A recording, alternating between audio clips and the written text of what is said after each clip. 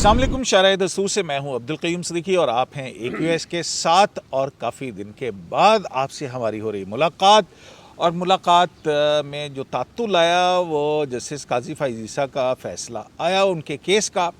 और फिर उसके बाद जो है वो आपसे हमारा जो राब्ता है वो, फिर ईद की छुट्टियां भी आ गई, फिर ये कोविड की भी बहुत सूरत हाल बनी थी। लेकिन ये जस्टिस काजी फ़ाइज़ ईसा के केस का जब फ़ैसला आया, वो फैसला कहीं हज़म नहीं हुआ। और उसके बाद एक हम देखते हैं कि कैंपेन चली, उस पर नासिर साहब ने एक स्टोरी भी की सोशल मीडिया के ऊपर, उनकी एक बहुत बड़ी कैंपेन चली। लेकिन अब एक और चीज़ भी हुई है और वो चीज़ हुई है कि आज की जो बड़ी अहम खबर है जो हम देख रहे हैं बैकग्राउंड नॉलेज के हवाले से, वो ये बलूचिस्तान हाई कोर्ट में एक पिटीशन दायर हुई है 199 के तहत, रिट पिटीशन। और ये रिट पिटीशन, इसमें जनरल आसिम बाजवा जो कि चेयरमैन CPAC अथॉरिटी हैं, उनकी अपॉइंटमेंट को चैलेंज किया गया है। और उसकी वजह वो यही है कि ऑर्डिनेंस था, ऑर्डिनेंस लैप्स हुआ, अभी कानून साजी नहीं हुई, तो वो किस तरह बतौर चेयरमैन CPAC अथॉरिटी उनकी अपॉइंटमेंट हुई है। और उनकी अपॉइंटमेंट गैर कानूनी है, और इस दौरान उन्होंने जो पर्क्स एंड प्रिविलेजेस लिए हैं वो वापस किए जाएं और उनकी इस अपॉइंटमेंट को नल एंड वॉइड करार दिया जाए। और इसमें जो अहम पेशरफ्त हुई है वो ये है कि इस पर नोटिस जनरल आसिम सलीम बाजवा को जारी हो चुके हैं, और अगली समाअत जो है वो मुकर्रर हुई है 3 जून को। बेंच था बलूचिस्तान हाई कोर्ट के चीफ जस्टिस और जस्टिस कामरान मुल्ला खेल पर मुश्तमिल। अब मैंने ये बात आपको क्यों की, मैं काजी फ़ाइज़ ईसा साहब की बात कर रहा था और साथ में ये जनरल आसिम सलीम बाजवा यहाँ पे आ गए, और ये बार की तरफ से ये भी इस पे बात करेंगे। हसनात के पास बड़ी इंसाइट है इस हवाले से। और दूसरी बात ये कि आज अटॉर्नी जनरल ऑफिस के अंदर काफ़ी गहमा गहमी थी, और उस गहमा गहमी में barrister Shahzad Akbar Mirza, attorney general, senator Ali Zafar, ये आज काफ़ी देर तक तवील मुशावरत जो है वो उनके माबैन हुई है। और इसके साथ ही हम बात करेंगे कि नासिर साहब को बड़ी इंसाइट है एक बड़ी स्टोरी की, और वो है कि इस्लामाबाद हाई कोर्ट के 3 जज जो हैं वो फारिग हो रहे हैं, वो कंफर्म नहीं होंगे, क्यों नहीं हो रहे, तो इस पे बात करते हैं। तो पहले हसनात साहब, अस्सलाम वालेकुम। वालेकुम सलाम जी, कैसे हैं आप? जी खैर खैरियत जी। कहाँ गायब थे आप? काजी फ़ाइज़ ईसा साहब का केस ख़त्म हुआ और आप भी डिसअपीयर हो गए, आप क्वारंटीन हो गए थे। नहीं क़य्यूम साहब, बस आना जाना लगा रहा, लेकिन बस वो हम मुलाकात कभी जब आप आते थे सुप्रीम कोर्ट में तो मेरी आपसे मुलाकात नहीं रही, तो फिर छोटे मोटा हम तो नासिर साहब भाई साहब को भी आपके जी जी वो कोविड, तो फिर मैं थोड़ा सा क्वारंटाइन रहा। हाँ। कि भाई तो ईद के दिनों में तो अब इंशाल्लाह अब आना जाना रहेगा, क्योंकि सुप्रीम कोर्ट में भी काम उस तरह सच नहीं था। जजेस मुख्तलिफ रजिस्ट्रीज में जो है वो केसेस की समाअत कर रहे थे। अब अगले हफ्ते जो है तो वो जब आप क्वारंटीन थे तो आपने वो कैंपेन देखी जो बहुत, कभी किसी खातून के ज़रिए से, कभी किसके ज़रिए से, कभी सिर्फ वॉइस ओवर्स वाली, वो कैंपेन आपकी नज़र से गुजरी? जी बिल्कुल, मैंने उस पर बल्कि अपना एक वैसे मैंने भी एक वीलॉग किया था, और उस मैंने बताया था कि माजी में भी इस तरह जजेस के ख़िलाफ़ कैंपेन और ये चीज़ें चलती रहीं, लेकिन उस वक्त एक्शन लिया गया बड़ा सख्त। चाहे वो पीपल्स पार्टी के दौर में कंटेम्प्ट प्रोसीडिंग चली, नून लीग के ख़िलाफ़ जो है वो कंटेम्प्ट 3 लोग उनके MNA जो हैं वो डिस्क्वालीफाई हुई है, लोगों के ख़िलाफ़ ATA के पर्चे उन पर दर्ज किए गए। तो अब जो PTI गवर्नमेंट में जो कुछ हो रहा है, और जाकिर निसार साहब के दौर में, और वो चीज़ें जो अब गवर्नमेंट फंक्शनरीज भी कह रहे हैं कि जो कुछ मतलब जस्टिस काजी फ़ाइज़ ईसा के हवाले से कि जी वो एक क्लिप चल रहा है कि जी उन्होंने बलूचिस्तान में वो मनी लॉन्ड्रिंग ये वो, तो वो सारी चीज़ें बड़ी, वो सारे गवर्नमेंट वाले भी जो कुछ लोग हैं, क्योंकि गवर्नमेंट में भी मेजॉरिटी लोग जो क़य्यूम साहब वो ये हैं जो टॉप लीगल माइंड जो गवर्नमेंट के हैं, वो ये कहते हैं कि अब मैटर फिनिश हो गया है जस्टिस काजी फ़ाइज़ ईसा का, अब हमें गिव अप करना चाहिए, जजेस के ख़िलाफ़ रेफरेंसेस ये ख़त्म होना चाहिए।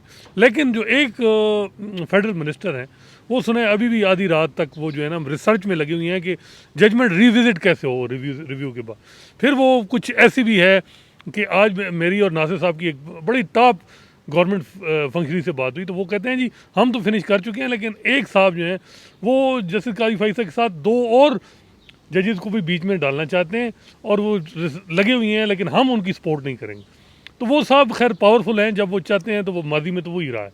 मतलब है कि आप कह रहे हैं कि कोई खिचड़ी पक रही है। वो तो मेरा ख्याल है कि रहती है, वो रहेगी, क्योंकि ये जब तक जस्टिस काजी फैसला रहेंगे और वो रहेगा मामला। अच्छा, ये नासिर साहब, आपने सोशल मीडिया कैंपेन जो थी काजी फाइसा के खिलाफ या जुडिश अमूमी तौर पर नाम नहीं था, लेकिन इशारे कराम में बात सारी वहीं पे जा रही थी, तो आपने एक पीस भी किया था इसके ऊपर।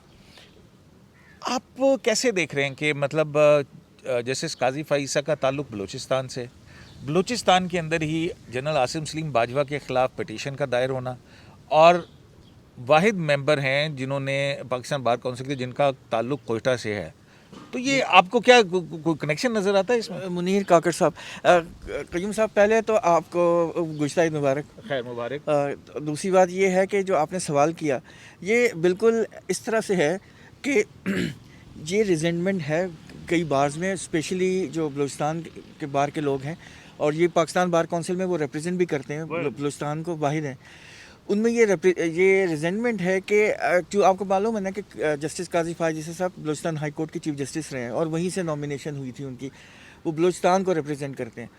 तो वो कहते हैं, उनका मतलब यही कहना, सुप्रीम कोर्ट में वाहिद जज हैं जिनका ताल्लुक बलूचिस्तान से है। बिल्कुल, तो यही है बेसिकली। ये एक तरह से अभी तो ये पहली किस्त है, यूँ समझें, जो मेरी अंडरस्टैंडिंग है। ये अभी कौन सी पहली किस्त है? कैंपेन? जो नो नॉट द कैंपेन, जो पिटीशन फाइल हुई है, जो अच्छा, बलूचिस्तान उस हाई कोर्ट उस में। कैंपेन का रिएक्शन। ये पहली उसका- शुरुआत है। हाँ, ये शुरुआत है, ये आगे बढ़ेगी। अगर ये कंट्रोल ना हुई, अगर तो रुक गई तो फिर तो शायद ना हो। बेसिकली ये जो आपको मालूम है आसिम सलीम बाजवा साहब मतलब के आप खिलाफ- कह रहे हैं कि कहीं स्ट्रेटेजाइज हुआ है कि ऐसी चीज़ों को काउंटर करने के लिए फिर क्या किया जाएगा? बेसिकली स्ट्रेटेजाइज जो आपने लफ्ज़ बोल दिया ना, उसका मकसद यही है कि थ्रू अब कोर्ट ही अब खेल, मतलब हम जवाब देंगे या सवाल करेंगे, मतलब हम अब दूसरा रास्ता अख्तियार नहीं करेंगे, क्योंकि वो उसके और रिपरकशंस भी हैं और उसके कॉन्सिक्वेंसेस हैं। जब सुप्रीम कोर्ट में या जुडिशरी में कोई मैटर आ जाए, तो एक तो वो प्रोलॉन्ग भी होता है, फिर वो एक अच्छा खासा एक प्रॉब्लमेटिक होता है, क्योंकि आपने उसमें सवाल के जवाब देने हैं, कोई सवाल भी हो सकता है। दूसरी पार्टी किसी किस्म की भी पिटीशन फाइल कर सकती है, किसी को भी वो फिर वो 5 मिनट के क्लिप नहीं चलते। हाँ, 5 मिनट फिर के clip पूरी नहीं पूरी चलती। डिस्कशनें होती हैं। एग्जैक्टली, वो 2-2 घंटे की, 1.5 घंटे की डिस्कशंस हैं। फिर उसमें मीडिया मौजूद है, फिर मीडिया उसको अपने एंगल से चलाएगा। चले नहीं, कुछ मीडिया चलाएगा, लेकिन ये भी नहीं है कि हर जगह नहीं चलेगी। ये इसमें आप जैसे दोस्त व्लॉग्स करेंगे, मतलब ये चीज़ें जो है रजिस्टर हो जाती हैं। हसनात, आपको क्या लगता है? ये बिल्कुल मेरा ख्याल है, नासिर साहब ठीक कह रहे हैं? मेरी क्योंकि नासिर साहब को ज़्यादा नहीं, मेरा ख्याल है उम्मीदें लगा के नहीं, बैठ गए। मेरी क्योंकि मुनीर काकड़ साहब से बात हुई है, हाँ। तो उन्होंने कहा जी कि जब हमारे जज के खिलाफ इस तरह निशाना बनाया जाएगा, तो हम भी फिर उसका अब जो है जवाब देंगे, और लीगल ग्राउंड पे। अब बात ये, वो कहते हैं बताएं हमारी पिटीशन में कौन सी चीज़ गलत है कि एक ऑर्डिनेंस लैप्स हो गया, एक आदमी कैसे जो है वो काम कर रहा है, मतलब आए नहीं कोई कानून के मुताबिक बताएं किस तरह वो इतना बड़ा CPEC का प्रोजेक्ट वो चला रहा है। तो ये हम इसको सवाल उठाएंगे। और मेरा ख्याल है कि वो, क्योंकि एक चीज़ है ना, क्योंकि जो मौजूदा चीफ जस्टिस गुलजार साहब हैं, उनका ये है कि वो इस तरह अभी नहीं चाह रहे कि वो गवर्नमेंट के साथ कन्फ्रंट करें, और वो खुद ये चीज़ भी इस हवाले से भी वकला में आ रही है कि जी चीफ जस्टिस साहब क्यों हैं, और ये चीज़ें। और वो ये भी कह रहे हैं कि जी जो जजेस हैं, इनको भी चाहिए कि जो अगर जस्टिस काजी फैसा की कोई जो है सपोर्ट नहीं कर रहे, तो मुखालफत भी ना करें, किसी गवर्नमेंट को उस तरह जो है वो फैसिलिटेट ना किया अच्छा, जाए। ये बताएं, जिस तरह ऐसा ना हो कि लाहौर हाई कोर्ट के चीफ जस्टिस ने कोई रिमार्क दिए, 2 दिन बाद उनको सुप्रीम कोर्ट में वो आ गया, बुला लिया गया। तो वो चीज़ें जो हैं, चाहे वो किसी और मामले के लिए हों, तो ये अच्छा मतलब नहीं जाता कि अगर रिमार्क गलत थे, बिल्कुल नहीं देने चाहिए जजेस को रिमार्क आर्डर। लेकिन वो उस तरह जब अब आगे जब सुप्रीम कोर्ट उन हाई कोर्ट के जजेस को इस तरह करेगी, तो वो फिर कोई उसका मैसेज गलत जाएगा। तो अच्छा, फिर मेरे सोर्सेज ये कह रहे हैं कि काजी फैसा साहब के रिव्यू केस का जो जजमेंट है वो आइंदा 1 हफ्ते के अंदर आ जाएगा। चांसेस हैं, क्योंकि रिव्यू आपको पता है वो लंबा आर्डर तो नहीं होता, बड़ा शार्ट, मतलब डिटेल जजमेंट भी बहुत होती है। ये बताया जा रहा है कि जस्टिस मकबूल बाकिर ही फैसला लिख रहे हैं, जस्टिस मंसूर अली शाह भी लिख रहे हैं। तो अब देखें, क्योंकि यही चांस है कि हफ्ते 2। लेकिन दूसरी तरफ जो है गवर्नमेंट के एक फंक्शनरी भी लगे हुए हैं, रात को रिसर्च कर रहे हैं, इंटरनेशनल लॉ पॉइंट इकट्ठे कर रहे हैं, और कि जी फैसला रिविजिट कैसे किया जाए। लेकिन कयूम साहब, फैसला या ये चीज़ें रिविजिट उस वक्त तक नहीं होंगी गवर्नमेंट को जब तक इंटरनल सपोर्ट नहीं होगी। माजी में भी यही परसेप्शन रही है, यही एलिगेशन रहे हैं कि खोसा साहब, अजमत सईद साहब, इनकी कोई मिली भगत थी खोसा कारी साहब के हवाले से। क्या अब भी इस तरह? मेरा नहीं ख्याल कि अब होगा, क्योंकि चीफ जस्टिस गुलजार साहब ने उनको इस तरीके आप अप्रिशिएट करें। 26 अप्रैल को फैसला आया, 28 को उन्होंने सुप्रीम जुडिशल काउंसिल की मीटिंग बुलाई, पहले दिन ही उन्होंने उस फैसले की जो सुप्रीम जुडिशल काउंसिल की कार्रवाई ख़त्म कर दी कि जो तलवार लटक रही थी, जिसकी वजह से एक ज़हरी बात है, एक जज पे प्रेशर होता है। और मज़े की बात है उस SJC में जस्टिस मज़ाहिर अली अकबर नकवी भी जो हैं वो 5वें जज थे, तीसरे जज सुप्रीम कोर्ट के, वो भी थे, उनके भी साइन है।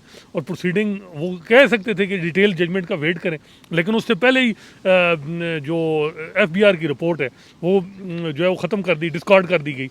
तो अब देखें डिटेल जजमेंट आएगी। नहीं, वो ये लेकिन ना भी जो कहते तो क्या उससे कोई फर्क पड़ता है? सुप्रीम जुडिशल काउंसिल देख ही नहीं सकती थी इस एविडेंस को। हाँ, लेकिन वो वेट कर सकते थे, वो सुप्रीम जुडिशल काउंसिल में डिस्कार्ड करना ये चीज़ है। वैसे बाकी वो जो रिपोर्ट है आपको पता है वो छपी है, हमारे जो सीनियर सहाफ़ी हैं अरशद शरीफ साहब, उन्होंने FBR असेसमेंट आर्डर की है। मैंने भी वो FBR असेसमेंट आर्डर 176 सफ़ात का उसको गो थ्रू किया, वो जो अरशद साहब ने, उसमें 2-3 चीज़ें बड़ी इंपॉर्टेंट है क्यूम साहब। 90% पैसा जो है सरीना ईसा ने जनवरी 2010 तक जो ट्रांजिशन थी वो जा चुकी है, बिल्कुल जज बनने से पहले। वो चीज़ है अब। और फिर दूसरी बात यह है कि FBR की जो रिपोर्ट है, सीधी बात है, वो बिल्कुल बायस है, बिल्कुल डिटरमिन थे कि उन्होंने पूरी कोशिश की है कि जस्टिस काजी फैसल को फंसाने की। मेरा ख्याल है कि आखिरी टाइम पे जस्टिस काजी फैसल के पास और भी बहुत सा डिफेंस था जो उन्होंने नहीं दिया उधर, और वो अपने अप्रोप्रिएट टाइम पे अगर उनसे कोई सवाल आएगा तो वो करेंगे। लेकिन क्योंकि FBR वो प्री डिटरमिन थी, वो जिस तरीके से उन्होंने की प्रोसीडिंग थी, जिस तरीके से वो रिपोर्ट आई, उसमें जो चीज़ें जिस तरह की गई हैं। अच्छा नाज़िर साहब, इस तरफ आए ना, ज़रा आप बताएं ना, ये इस्लामाबाद हाई कोर्ट के अंदर कौन से 3 जज साहिबान हैं जो कंफर्म नहीं होने जा रहे? वो देखिए, वो मैं उससे पहले मैं एक चीज़ ऐड करना चाह रहा था हाँ। कि जो सीनियर वॉइस भी तो है ना इस गवर्नमेंट में, सीनियर वॉइस यही जो वॉइस है वो यही कह रही है कि लेट्स बरी दी हैचेट, जो हो गया सो हो गया, जजमेंट अब आ चुकी है। और वैसे बिल्कुल बिल्कुल। और दूसरी बात है कि रिव्यू पिटिशन भी जब डिसमिस हो चुकी है तो अब आप उसको रिविजिट कैसे करवाएंगे? अब मतलब उसके लिए आपको लीगल तो मतलब ये अनप्रेसिडेंटेड है और इसको वेरी वेरी डिफ़िकल्ट। और दूसरी बात ये है कि जो कैंपेन चल रही थी जस्टिस काजी फायद ईसा के ख़िलाफ़, अफसोसनाक बात ये है, हाँ, अफसोसनाक बात ये है कि मेजॉरिटी ऑफ जो एलिगेशंस आ रहे थे ये वही थे जो हेयरिंग के दौरान आए, उसको रेज किया गया, उस वो रेफरेंस में वो ये एलिगेशन से उनका आंसर भी आ गया। छोड़े ना इस बात को, आप आए ना, आज छोड़ें जी अनवर मंसूर साहब को, उस पर बहुत कुछ हो चुका है। मिसेस सरीना ईसा ने उस पर ख़त लिख के सारा कुछ वो जो है ना उनका पहले ही तिया पांचा कर दिया। अब ये बताएं ना नाज़िर साहब, इस्लामाबाद हाई कोर्ट के अंदर कौन से 3 जज हैं जो, देखिए जो नाम है वो नाम वो मुझे स्लिप हो रहे हैं, लेकिन ये जुडिशरी में एक अंडरस्टैंडिंग है कि एक जजेस का क्राइटेरिया होना चाहिए, एक स्टैंडर्ड होना चाहिए। उस स्टैंडर्ड में जो है वो अगर जज नहीं आते तो उनको, आपको मालूम है, 1 साल के लिए अपॉइंटमेंट होती है, और जब 1 साल में उनकी परफॉर्मेंस देखी जाती है, और अगर उस परफॉर्मेंस के ऊपर वो ना आए तो उनको अमूमन एक्सटेंशन नहीं, मतलब वो नहीं होती। यानी अगर आप नाम नहीं लेना चाह रहे तो आप ये कहना चाह रहे हैं कि 2 जून को उनकी मुद्दत ख़त्म हो रही है, हाँ। और उनमें से वो 3 जज साहिबान, एक खातून जज भी हैं उनमें, हाँ। वो शायद कैरी थ्रू नहीं कर पाएंगे। ये कैसे पता आपको? अभी तो फाइनल नहीं अभी फाइनल नहीं है, लेकिन 26 को मीटिंग है, क्योंकि जुडिशल कमीशन अगर क्या चीफ जस्टिस ने उनकी दी है रिकमेंडेशन की जी उनको ना कंफर्म करें, ये भी हमें इन्फॉर्मेशन नहीं। दूसरी बात यह है कि जुडिशल कमीशन, अगर चीफ जस्टिस, आपको याद है एक जज साहब के खिलाफ चौधरी एजाज साहब ने कुछ लिखा था नीचे, तो वो फिर भी वही वाले हैं, हाँ, जुडिशल कमीशन ने वो ओवररूल कर दी थी। सुप्रीम जुडिशल काउंसिल में आपने जिक्र किया वो, लेकिन उसका इशारा यही है ना कि जो एज ए एडहॉक जज अगर आपकी performance up to the mark नहीं है तो उम्मन मुश्किल हो जाती है कि आपकी रेगुलराइजेशन हो जाए, थ्रू करें। अच्छा, तो ये बताएं, barrister Shahzad Akbar Mirza, attorney general, senator Ali Zafar, ये तीनों आज बड़ी देर तक गुफ्तो शुनुद करते रहे। कुछ आपने पूछा कि ये किस बात पे कर रहे थे? हुदैबिया पे कर रहे थे, रिंग रोड स्कैंडल पे बात हो रही थी, जहांगीर तरीन साहब की बात हो रही थी, क्योंकि अली ज़फ़र, बैरिस्टर शहजाद अकबर मिर्ज़ा, तो ये तो मामला जंगीर तरीन की तरफ जाता है या हुदैबिया की तरफ जा रहा है? देखिए, क्या आपको क्या लगा उस सारी देखिए चीज़? कयूम साहब, अगर शहजाद अकबर मिर्ज़ा साहब बैठे हुए हैं और अटर्नी जनरल साहब बैठे हैं और अली ज़फ़र साहब भी आए हैं, तो अब शहजाद मिर्ज़ा साहब ने तो आपने पूछा था तो उन्होंने ये कहा था कि मैं ट्यूशन लेने आया था क्योंकि मैं LLB दोबारा कर रहा हूँ। लेकिन ज़ाहिर है हुदैबिया जो है वो लाजमी।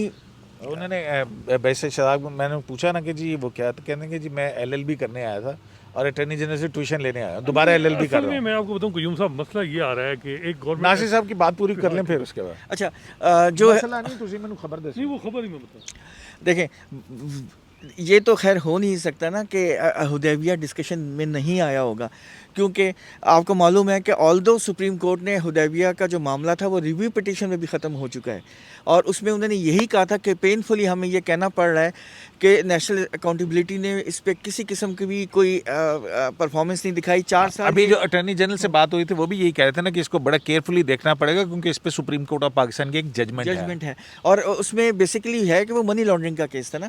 तो कोशिश इनकी ये, जो मेरी अंडरस्टैंडिंग है, कोशिश इनकी ये है कि उस जजमेंट से बाहर निकल के, यानी नासिर साहब ये हुदैबिया तकरीबन 92 की बात है ना, हाँ, है? 1.5 और आमला जो है 1.2 बिलियन। आपका आमला जो है वो अभी जस्टिस काजी फईसा के केस के अंदर जो सुप्रीम कोर्ट का आया था जजमेंट, उसमें 2010 में आया ना ये, तो उससे पहले का जो वो मनी लॉन्ड्रिंग का लॉ ही नहीं था। नहीं, लेकिन वो कह रहे थे ना, गवर्नमेंट फंक्शनरी कह रहे थे कि हम इसको मनी लॉन्ड्रिंग के अलावा किसी और में इन्वेस्टिगेशन करा लेंगे, यही करना चाहिए। वो हम टैक्स डिवीजन या और किसी FBR FIA में कर लेंगे। तो भाई अगर टैक्स में करेंगे तो टैक्स का 7 साल के बाद आप मामला खोल नहीं सकते। मेरा ख्याल है कि क्योंकि ये जिनका ये मेरा ख्याल है ये आइडिया उन्हीं का है जिन्होंने सेनेट इलेक्शन के ओपन सीक्रेट की बात की थी। ये बहुत बड़ा रिस्क है गवर्नमेंट का कि क्या हुदैबिया खुल सकता है नहीं। देखें, ये बात है, सारा डिपेंड है जुडिशरी पे। जुडिशरी क्या कहाँ स्टैंड करेगी। जुडिशरी में एक परसेप्शन डेवलप हुई कि 2-3 साल वन सेक्शन ऑफ जुडिशरी में PTI को बड़ा, जो उनके मुखालफिन थे उनको बेलें नहीं मिली, पूरी सपोर्ट, उनका जब बयानिया है उसको पूरा उनको बैक किया गया। क्या अब भी जुडिशरी हुदैबिया के मामले में, क्योंकि ये रिव्यू में रिविजिट अगर होता है या ये मामला FIA में जाएगा तो मुखालिफ पार्टी को नोटिस जाएगा तो वो अदालत में जाएगी, क्या अदालत में रिलीफ मिलेगा? क्योंकि PTI ने तो अब बाकर नजवी साहब को भी नहीं छोड़ा, जस्टिस बाकर नजवी साहब जिन्होंने मॉडल टाउन की रिपोर्ट लिखी। तो ये एक मामला है। जो असल चीज़ है वो मुझे PTI के गवर्नमेंट फंक्शनरी ने बताया कि PTI को इतना थ्रेट जो है ना नवाज शरीफ से है ना मरियम से, असल थ्रेट है खाकान अब्बासी और शहबाज शरीफ से। वो कहते हैं इनमें टेंडेंसी है कि एस्टेब्लिशमेंट इनके साथ काम कर सकती है। अब नवाज शरीफ और मरियम से तो ठीक है उनका नहीं, लेकिन शहबाज और अल्टरनेट हैं इमरान खान के, शायद खान। तो इमरान खान साहब अब इतनी ज़्यादा मीटिंग इतनी कोविड पे नहीं हो रही जितनी शहबाज शरीफ पे हो रही हैं। इवन ईद के दिनों में मुख्तलिफ फंक्शनरीज को बुला के कहा कि यार ये शहबाज शरीफ को कुछ करें। उसमें ये फिर आइडिया फ्लोट हुआ कि हुदैबिया खोलें, फलां खोलें, यहाँ से लें। तो शहबाज शरीफ को जो टारगेट करना है वो पोलिटिकली एक एम है, वो ये है कि ताकि एस्टैब्लिशमेंट क्या ये अल्टरनेट ना पेश हो शहबाज शरीफ, कहीं कल तब्दीली आए तो शहबाज शरीफ जो है, क्योंकि शहबाज शरीफ तो वो तो उनकी है कि भाई यार हमें किसी इदारों के साथ पंगे नहीं लेने, हमने जो मामलात चलाने हैं स्मूथली। तो अब इमरान खान साहब का जो पूरा फोकस है, क्योंकि अभी जो अली ज़फ़र साहब हैं, मिर्ज़ा शहजाद अकबर साहब हैं, अटॉर्नी जनरल साहब हैं, ये बेसिकली इमरान खान साहब की कोर टीम है। अब इसमें जो लॉ मिनिस्टर है, मज़े की बात है, वो इमरान साहब की जब कोई एजेंडा होता है उसमें वो गायब होते हैं, वो किसी और मिशन पे होते हैं। तो ये यहाँ ये भी बड़ी मसले हैं कि तो और मज़े की बात है, नून लीग से बात की जाए, नून लीग से बात की जाए तो वो कहते हैं कि जी जो बेल पहले भी उनका जो हमारा अब जो अदालतों से रिलीफ मिल रहा है उसमें कोई हायल रुकावट नहीं है पिंडी से, सारा कुछ हो रहा है इमरान खान PM ऑफिस से हो रहा है, शहजाद अकबर साहब का। ये फेडरल गवर्नमेंट की अपील कब लग रही है शहबाज शरीफ का नाम? इससे नेक्स्ट वीक लगेगी, ये हफ्ते, क्योंकि जजेस हैं नहीं। अच्छा, इसमें तो आपको याद नहीं है ये सुप्रीम कोर्ट की जजमेंट है, उसके बाद ये सारा कुछ हुआ था, ये यहाँ पे काफ़ी मुश्किल केस हो जाएगा शहबाज शरीफ साहब के हवाले से। देखिए, मैं वही कह रहा हूँ कि हुदैबिया 92 ये मामला लीगली तो अगर देखा जाए तो बहुत, मतलब उसमें आप सारे अगर वो जजमेंट पढ़े ना जस्टिस काजी फाइसा का, तो वो उसमें कह रहे हैं कि नैब ने 2001 से लेके 7 तक जो है जानबूझ के इस केस को छोड़ा। फिर उठाया नहीं। फिर उसके बाद जब वो आ गए शरीफ ब्रदर्स मुल्क में 2007-8 में, उस वक्त भी नैब ने जो है डिले कराया इस केस को। तो कितनी देर तक डिले होना चाहिए? शुक्रिया आपका। इसमें एक डेवलपमेंट और है। हाँ। इसमें जब के आगा साहब प्रोसिक्यूटर जनरल थे ना, हाँ। तो वो सुप्रीम कोर्ट में आए थे इस केस को वही खोलने जज साहब जिनके खिलाफ यहाँ पे जी, जी। रेफरेंस। जी, वो केस खोलने के लिए हाँ, उन्होंने वैसे उनके रेफरेंस का क्या बनाना से साहब? उनके रेफरेंस का तो अभी तक कोई पता सर पैर नहीं है। मुझे नहीं लगता कि वो ये भी बैल मुंडे चढ़ेगी। क्योंकि वो वैसे भी नहीं है, ठीक है। उसमें अच्छा, बहुत लेकिन सारी मैं ये legal कहना चाह रहा था कि ये केस उस वक्त भी आया था, लेकिन उस वक्त चीफ जस्टिस इफ्तिखार चौधरी थे, तो उन्होंने केस ने डिक्लाइन कर दिया था ये रिक्वेस्ट मानने से कि इस केस को खोला जाए। इसके अलावा अगर आप उसकी जजमेंट देखें तो उसमें बाकायदा क्लियर कट लिखा है कि नैब की कहाँ कहाँ फ्लॉज हैं। 4 साल उन्होंने उसको पूछा नहीं, उसके अलावा इसको फॉलो नहीं किया। इसको परसों 4 साल में मुझे याद पड़ता है 4 साल था, एनी हाउ जो भी जितने भी साल परसों नहीं किया। उसके अलावा मुशर्रफ दौर में तो ये केस ही ख़त्म हो गया। और सेकेंडली जो उन्होंने हसनान साहब ने बात की ना कि ये शहबाज शरीफ साहब को मज़ीद प्रेस किया जाए और खाकाना, मेरा तो ख्याल है कि ये तो सोने को अगर आप जितना आग में डालें वो उतना ही कुंदन बनता है, तो ये तो उनके फेवर में जाएगी। ये तो चलें, जहाँ हुदैबिया की बात हो रही है, लेकिन एक चीज़ मैं सॉरी ऐड कर दूँ, आपका प्रोग्राम लंबा हो रहा है। आखिरी बात करूँगा कि कोर्ट में भी, जुडिशरी में भी एक ये रियलाइजेशन है कि सेल्फ एग्रेंडाइजमेंट ऑफ द गवर्नमेंट अपना शोल्डर नहीं, आपका शोल्डर इस्तेमाल कर रही है अपनी पॉलिटिकल ऑब्जेक्टिव्स के लिए, तो उनको वो शोल्डर फराहम। तो इमरान खान साहब के पॉलिटिकल एजेंडा को कानूनी तरीके से परवान चढ़ाने के लिए उनको मशवरे कौन दे रहा है? देखिए, मशवरे जो भी दे रहा है तो कोर्ट में आएंगे ना, कोर्ट के थ्रू होगा ना, इजाज़त तो कोर्ट से मिलेगी। तो मेरा कहने का मतलब है कि ये एक रियलाइजेशन है, मुझे ये नहीं मालूम कि क्या होगा। अच्छा, ठीक हो गया। उसमें ये है कि पीटीआई की, अगर पीटीआई की पूरी सियासत देखें तो उसने अदालतों से ही परवान चढ़े। ये बात ठीक, पूरी लायर मूवमेंट में एक्टिव हुई है। फिर उसके बाद वो वोटर लिस्टों में इफ्तिखार चौधरी साहब ने इनको रिलीफ दिया, फिर पनामा में मतलब साकिब निसार साहब के दौर में इनको रिलीफ मिले। तो ये सारा कुछ अदालतों में, चाहे जो भी, हम ये फैसलों पे नहीं, लेकिन जो कुछ बेनिफिशियरी सबसे बड़े जो नून लीग रही है माजी में, लेकिन अब जो है पीटीआई बहुत बेनिफिशियरी है। बहुत शुक्रिया आपका। नासिर साहब खत्म करें ना यार। मैं ये कहना चाह रहा था कि वो अब रियलाइजेशन है कि अब शोल्डर नहीं देना। मैं ये कहना अदलिया अपना कंधा नहीं देगी किसी के पॉलिटिकल अजाइम को पूरा करने के लिए, यही आप कह रहे हैं ना? बिल्कुल ठीक बात हो गई। हुदैबिया की आप बात करें तो हुदैबिया में, जहाँ तक मुझे याद पड़ता है, हुदैबिया पेपर मिल केस के अंदर सुप्रीम कोर्ट ऑफ पाकिस्तान ने यह भी कहा है कि चलें, अगर एक एक्यूज़ मुलज़म जो है वो कस्टडी से भाग गया या चला गया मुल्क से बाहर, तो जिन लोगों ने मावनत फराहम की उसको मुल्क से बाहर जाने की, उनके खिलाफ नैब ऑर्डिनेंस के तहत मुकदमा चलाया जाए।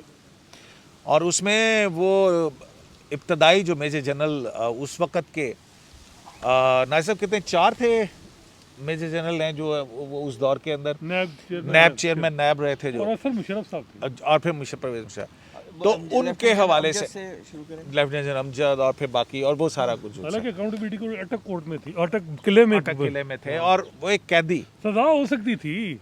तो फिर वो कैसे चला गया बाहर, और उसको मुल्क से बाहर जाने के लिए मावनत किस किस ने फराहम की, ये भी हुदैबिया पेपर मिल के केस के अंदर लिखा हुआ है। तो जब हुदैबिया दोबारा खोलने जाएंगे तो सुप्रीम कोर्ट ऑफ पाकिस्तान का ये जो जजमेंट है, इसको कहाँ रखेंगे? जैसा कि आप मेरे दोस्तों ने आपको बताया कि जस्टिस काजी फैज़ा के ख़िलाफ़ रेफरेंस का जवाब शायद अब वकला एक आइनी दरख्वास्त के ज़रिए दे रहे हैं। 3 जून को जनरल आसिम बाजवा के हवाले से वो क्या अदालत दोबारा समाअत करती है और जनरल आसिम बाजवा क्या जवाब देते हैं, तब तक के लिए अब्दुल क़य्यूम सिद्दीकी को और जनाब हसनात मलिक को नासिर इकबाल साहब के साथ शहराज़ से इजाज़त दीजिए। अल्लाह ने के बाद।